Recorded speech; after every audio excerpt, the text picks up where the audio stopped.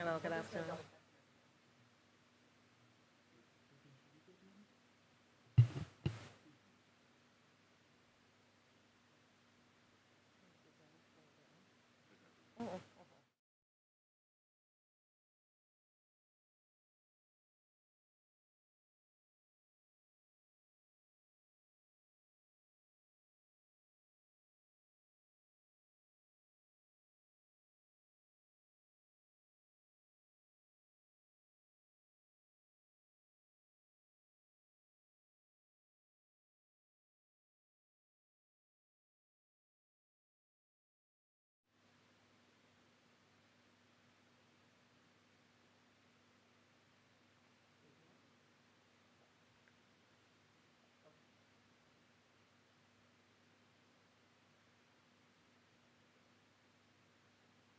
All right, good afternoon, ladies and gentlemen. Let me thank you very much for coming to the Ministry of Educational Transformation this afternoon.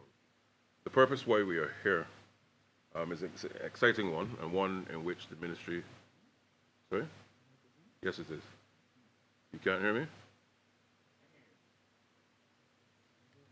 All right. The purpose why we're here, why we've asked for you to join us, those of you who are here and online, is that we are happy to announce that we are launching the Barbados Best Kept Schools competition.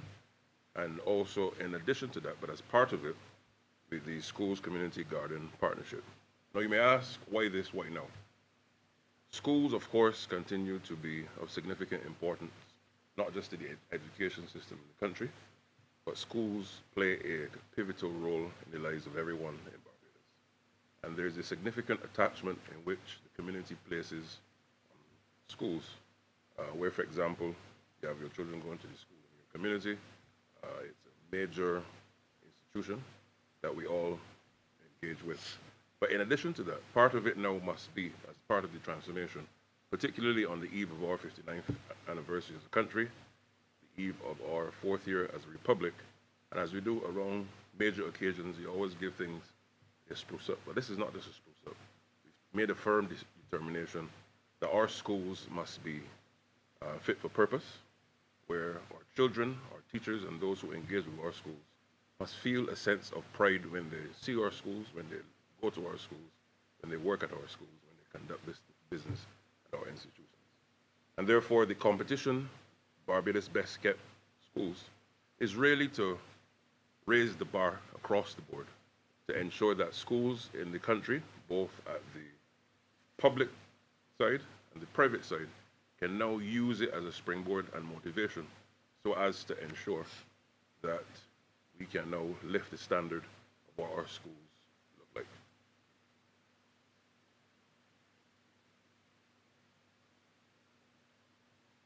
Yes? Thank you. Can you hear me now? Good, thank you. Now, I want to focus a bit on the community partnership side of things. Yes, the Ministry of Educational Transformation, of course, will continue in its work in making sure that our infrastructure, which largely, yes, of course, falls between 50 years to 200 years in terms of the age of our plants, but the beautification of the property itself, in terms of our gardens and greenery, is something that we want to ensure that irrespective of which school you're at in Barbados, either public or private, our students in the country must have a place where they are happy to go. And nature, of course, lends to learning. It sets the right tone, it sets the right environment. And already we've started working with our sister ministry, the Ministry of Environment, and I want to also take this opportunity to commend Minister Ford and his team at the NCC in working with us for the schools beautification project. Now that project, of course, sees us now already started. There are 20 schools which have started in that vein, where we have on the outside of the perimeter, Bougainvillea, and on the inside, the Pittosporum. And the purpose of that is to ensure that it doesn't matter which school you are going to engage with, the country must now see our school plans be fit for purpose, not just from the infrastructure side, which our ETMU team, of course, is working at the primary level with, and at the secondary level, our school boards, but the gardening, the landscaping must now be one that makes the country proud on the eve of our independence going forward. And therefore, this competition, and you'll hear the details, of course, from our permanent secretary and our chief education officer, really is to ignite the imagination and to work with those who are in the community. And why the community? Persons, as I said, take pride in the schools in their communities. And there are a lot of persons who are either retired or persons who have a green thumb, are excellent at landscaping, who may have ideas on how a school should look in terms of greenery, but who've never been brought into the mainstream of the development of our school infrastructure and its development. And this partnership, in addition to the competition, is to now bring those persons on board. So the idea is that they'll be working with the schools, not just for the competition, but even after the competition itself, in the maintenance of making sure and taking ownership of, that is my school. I helped plant that tree. I helped to beautify the school, come up with some fantastic designs. So for example, countries around the world would take a school logo and they would take that logo and put it into a design in plans. So there's nothing stopping the imagination of schools and communities working in this regard. The Boy Scouts, the Girl Guides. I remember when I was a scout, these are the sorts of things that you would get badges for. So there are a number of persons in the community, also at the school, who will now be able to buy into the concept of ensuring that their school, the school that they may have gone to, a school next to their house, a school not far away from where they live, now taking ownership and having a stake in ensuring that that school looks fit for purpose, fresh to the eyes, and therefore the country can now move in its direction as part of transformation and making sure that our schools lend a sense of pride to the country and lending to that space as well. So at this time I want to invite our permanent secretary, who will also give some remarks, and then she'll be followed by our chief education officer. And then I will conclude. Good afternoon. As our Minister, Chad Blackman, just indicated, this initiative, this program, this competition that we'll be running, it will go from January to April 2026. And this competition is very important because, yes, well, our Education Technical Management Unit has been making a concerted effort to improve our infrastructure. We need to go beyond the infrastructure and to ensure that our grounds, our school plants, that they look very inviting, and everyone, whenever you pass a school ground or want to come into a school ground, that you feel comfortable and safe in that school space. So the objectives of this competition is to promote cleanliness and environmental sustainability in our primary and secondary schools across the island. It is also to recognize and reward schools that maintain a clean and healthy environment, and also to encourage schools to adopt best practices in environmental sustainability. An additional objective is to create a sense of healthy competition among schools to promote best practices in cleanliness and sustainable environmental sustainability. And this competition is open to all of our schools, both our private and our public schools, both at the primary and at the secondary level. Schools will be able to participate, but only in one category. So therefore, either in a private category or the public category. And all of this information you'll be able to find and more on our social media pages as well as our website. So I'm going to head over to our Chief Education Officer, who will also give you some further information on the competition. Thank you, PS. As our minister said, this is the Barbados Best Kept Schools competition, and it is about fostering greater school community garden partnerships. We have within our communities, as the minister shared, some elderly folk who would love to go into the schools and plant some bougainvillea or plant some other kind of hibiscus or, some kind of plant, to contribute in some way. And this is a perfect opportunity to do that. The mission of the competition is to promote and to recognize excellence in maintaining clean, safe, and aesthetically pleasing school facilities in Barbados. And the aim is to further inspire our schools to take pride in their surroundings and create a positive learning environment for students, teachers, and visitors. This competition is firmly grounded in the Sustainable Development Goals, particularly Goal 4, Goal 11, Goal 13, Goal 15, and Goal 17. Goal 4 speaks to quality education, and we know that if we improve the physical environment of our schools, it means that it can enhance the learning experience for students as well as the teaching experience for the teachers and those other members of staff who will have to experience the plant. For Goal 11, it speaks about sustainable cities and communities, and the competition can raise awareness of the importance of maintaining clean and sustainable environments and encourage schools to adopt sustainable practices such as recycling and composting. Goal 13 speaks to climate action, and the competition itself can help our students to have a better appreciation of green technologies. We know that there are schools out there already who are engaging in practices such as water harvesting and aquaponics. We want to see more of that within our schools. We also want to see a reduction in the carbon emissions and conservation when it comes to natural resources. Goal 15 speaks to life on land, and this particularly promotes biodiversity by creating green spaces, planting trees and labeling them, and promoting wildlife conservation. Goal 17 speaks to partnerships for goals, working together for specific goals. And we look forward to having partnerships formed between schools, the communities, and of course the Ministry of Educational Transformation, as well as other ministries, so that we can promote sustainable development. So at this time, I will turn over to the Minister of Education. Thank you very much, Chief. Thank you very much, Permanent Secretary. I also want to add that there's a psychology of cleanliness, there's a psychology of beautification, there's a psychology of excellence that all go hand in hand with what you see. What we're trying to achieve as part of the educational transformation in the country is to, as I've said many, many times prior, not just to have beautiful edifices, not just to have fantastic grades. All those things, yes, are part of the process of transformation. But it is also about ensuring that students and teachers and those who engage with our schools can feel a sense of ownership and pride in a place that they feel comfortable in naturally. So even before teaching takes place, when you go to a school, you should feel that this is a place of business, this is a place of learning, this is a place of higher understanding, this is a place of exploration.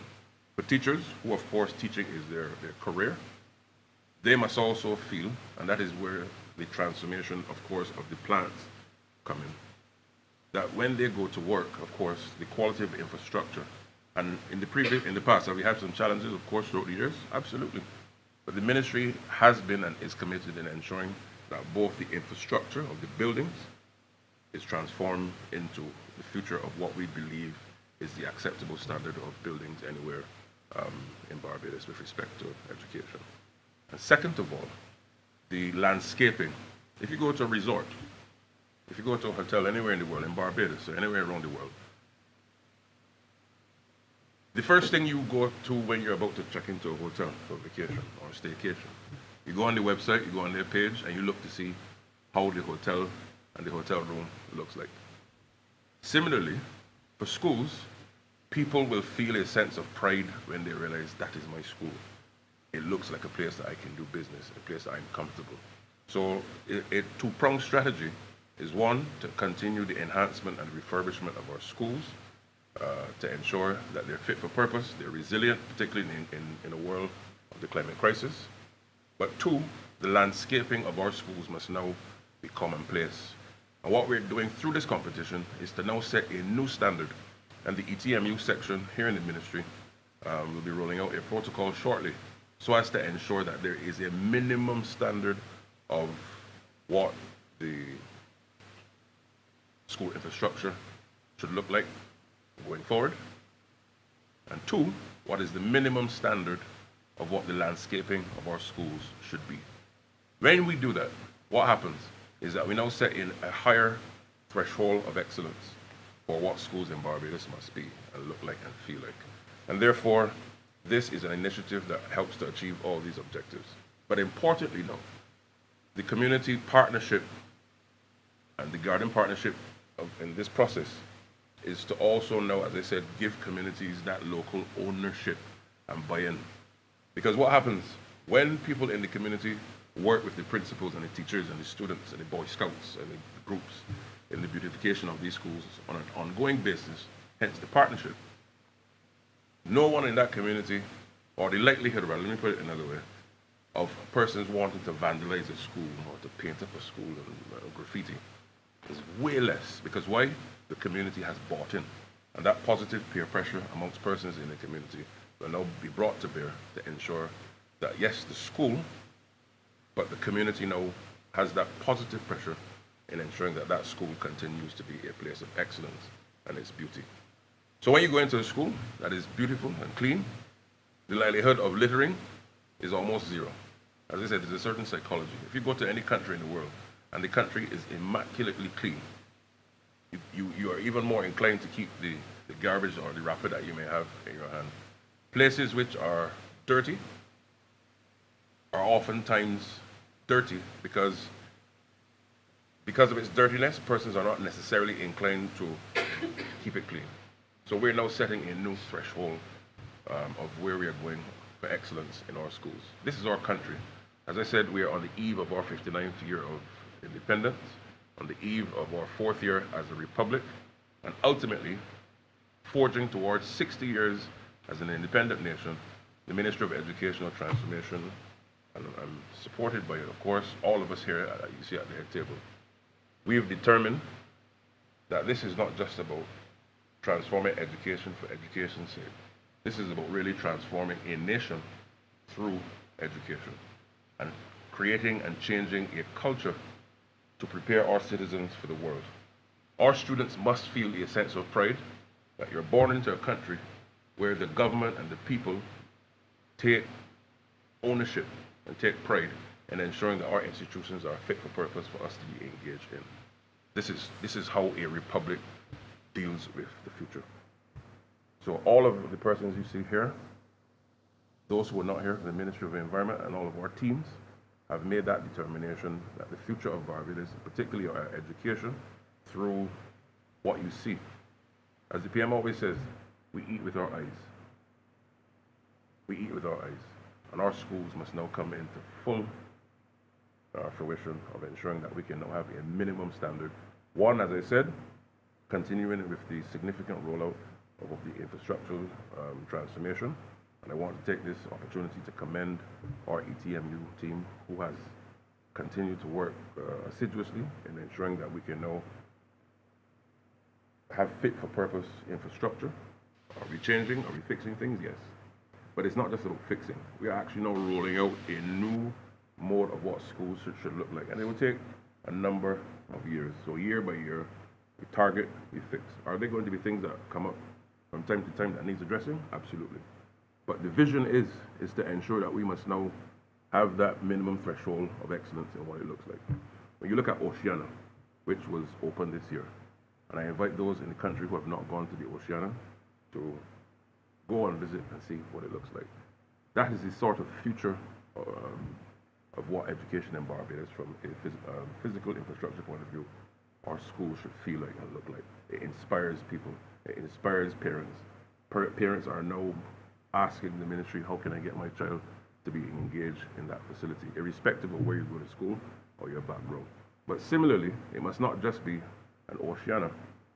Schools in your neighborhood, whether you're in the north of the country, in the south of the country, east or west, rural or urban, must now be high quality in terms of infrastructure and high quality in terms of the landscaping of the school. So at this time, I don't know if the press has any questions for us, but this is where we are.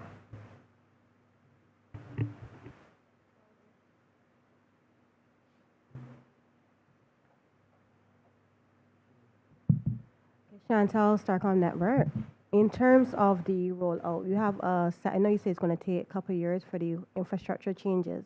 Is there a set period for the rollout to begin? And in terms of the beautification, um, I know you talked about addressing issues like vandalism and changing mindsets, but is that something that we're currently seeing within schools? So to the question of rollout, the rollout has already started. So it's not something that we're now having to do. But the point is that we are working deliberately to make sure that over the next few years, that the country will now see a transition from what we currently have into the future of what schools, physically, for example, will look like. So the refurbishments are taking place, yes, when there are issues. But it's not just about fixing, let's say, a broken door or fixing a bathroom. Whilst those things are necessary, the vision is to make sure that how students learn and how teachers teach historically has been, for example, there's a teacher at the front of a class, you have the rows and the desks, but the pedagogy, and the pedagogues here can speak to it. The science has shown and the data has shown that there now needs to be a different way of how classrooms are configured. So therefore, schools must now be designed and redesigned going forward in a way that helps us to now maximize those new realities and to have the best outcomes for learning for students and also for teachers to teach. So the ETMU is working very, very, very hard. And we had a meeting as recent as yesterday to see where we're at, to make sure that as we roll out the transformation, that our schools across the country are not just fixed, but are now repurposed in terms of how they're designed. And therefore that requires us constantly to have benchmarks and to have targets as to where we're going to do to roll it out. Now, in terms of vandalism, yeah, from time to time you see it. But I'm happy to note that over the last year or two, we've seen a significant decrease in issues of vandalism across the school. But equally, there's still some students who may believe and who believe that they can do foolishness. And the chief has made it very clear, the permanent secretary has made it very clear, and the law is very clear that there are consequences to actions. And if there are students who believe that they want to test the law, I highly recommend they do not, but the law is there for that. But we're not here for that today. But to answer your question, there has been a significant decrease in that in the last year or two, which I'm happy about.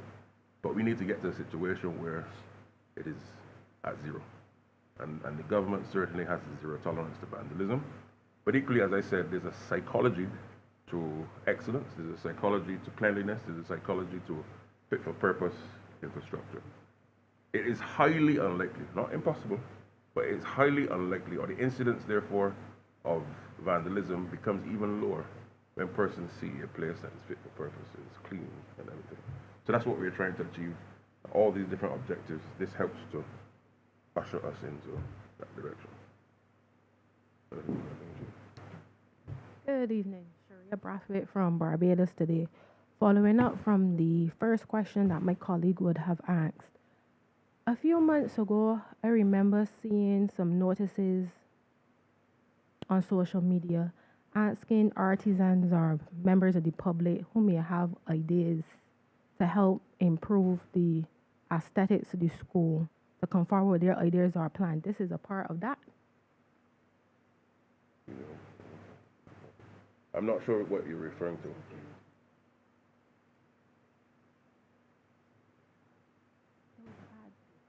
Okay. And Are you speaking about the modern design infrastructure that Yeah. occurred about a year and a half ago? yeah, Yes, so this is all part of the effort to transform learning spaces that are fit for purpose. The minister spoke about the fact that we have classrooms nowadays that look very much like classrooms of the 1960s, 1970s. If you look at a classroom, you will see rows and columns and a desk and a chair for the teacher at the front. That classroom setup in itself speaks to the fact that the teacher is the fount of all knowledge and that all students must have eyes on the teacher.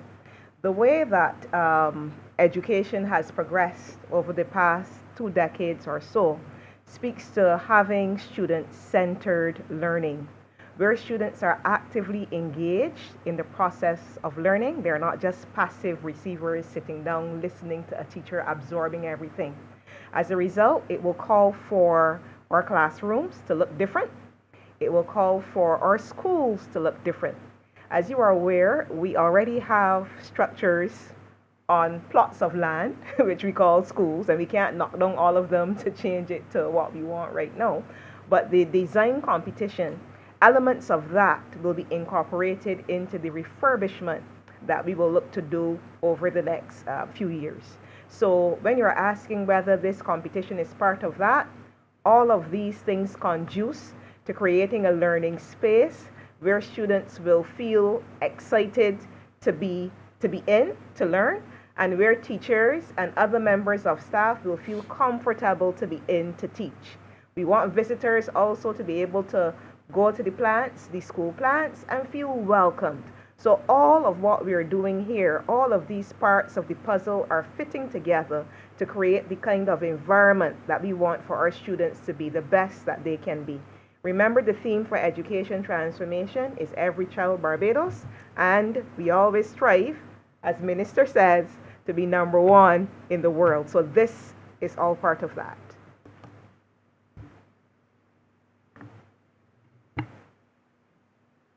Any other question? What schools we starting with? So this Yeah, is not basically. one school starting with. This is literally rolling out across the country. As I said, it's a national competition for all of our schools at the primary and secondary level, and schools in both the public and the private areas, sectors. But in addition, one of the things I want to add lastly is that oftentimes when we talk about national development, it's, yes, government-led, pretty much every country. But being a republic also requires, and this is one of the points I really want to hone in on, as we reflect on nationhood and where we are on the eve of our anniversary of our independence and republic. Oftentimes, as I said, the psychology has been that national development, yes, is government alone. And then you have the supporting cast in the act, private sector, NGOs. But the purpose, or part of the purpose of having the community partnership in the gardening process of this exercise is really to now ensure that the citizens of the country, the communities, work with government, but equally have a sense of stake and ownership in the process, a sense of pride. Because if you clean this room, if you paint this room today, and it's not just the chief because she's the chief, but I am a person who live next door to the ministry and I help paint in here. What happens? I want to come and make sure that place is clean because I put my sweat and my tears and my brow in that place. And therefore, to also help with ensuring that the schools can be maintained in a way that is not going to be jeopardized by persons feeling, you know, I could do what I like and vandalize the school. The idea is to also get young people, not just the scouts in the school, but young men who are very good in gardening, who are very good in landscaping, or who may not necessarily be good in landscaping or gardening, but who have an interest in seeing their community because they went to school at their school, or their daughter is there, or their mother went there, or whatever the case may be. So it's about having that ownership at the community level in the institutions. What then happens is that every community across the country now is engaged in a mode of community ownership and development. And the country, nationally therefore, you're building a country even further, community by community, school by school, all under the umbrella and vehicle of education transformation.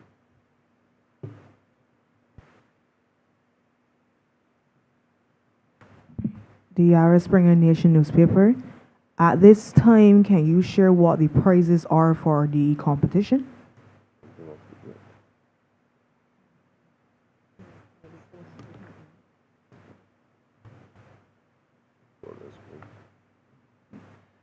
The prizes of the competition, well, the first thing would be for the school, you can have that sense of pride. That is something that you can't put a cost to. But we'll be looking to get some additional sponsorship, though, to help in terms of giving schools prizes for what they have done. So we're still working out the prize aspect. But yes, the winning schools will be first, second, and third prizes. And rest assured, the public will see all of the actual updates on both our website as well as our social media pages, and further afield through you, of course, the media, helping us to get that message out there. But it certainly is an opportunity, as I said, for all those across the country to get on board, whether it be at the local community level, you may be a shop, you may be a small company, whatever. Get on board with the schools, working with the principals, in helping them to build out what we're trying to achieve here. Any other questions? If not, then we will close.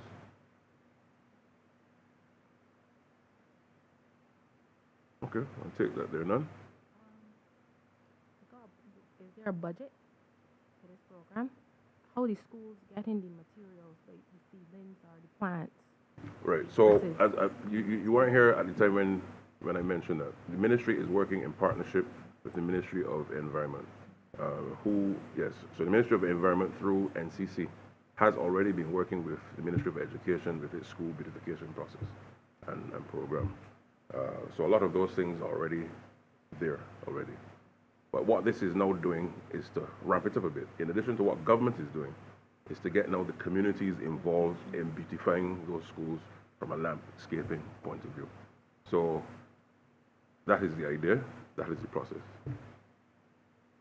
Thank you. Questions outside of this event? Not on this, no. Thank you.